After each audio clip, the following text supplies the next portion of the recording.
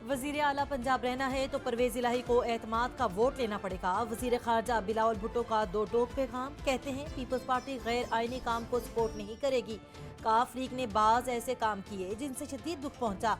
इमरान खान ने मीशत को तबाह कर दिया, उन्होंने इससे हाथ मिलाया। शहबाज शरीफ ने मौशी दिवालिये से बचाया, तारीफ के मुस्तहिक हैं। एतमाद का वोट लेने की कोई जरूरत नहीं, पीटीआई गैर जिम्मेदाराना बयानात से गुरेज करे। वजीर आला पंजाब चौधरी परवेज इलाही की तनबीह, कहते हैं गवर्नर का खत गैर आईनी था, इसकी कोई हैसियत नहीं। इमरान खान के विजन के मुताबिक आगे बढ़ेंगे।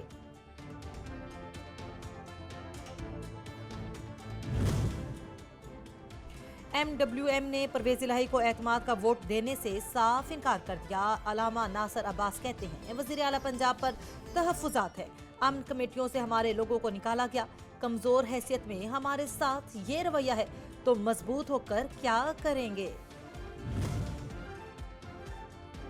आज़ाद MPA बिलाल वड़ाइच ने चौधरी परवेज इलाही को एतमाद का वोट देने का ऐलान कर दिया। इमरान खान से मुलाकात में PTI के विजन की तारीफ की, क़यादत पर मुकम्मल एतमाद का इजहार कर दिया।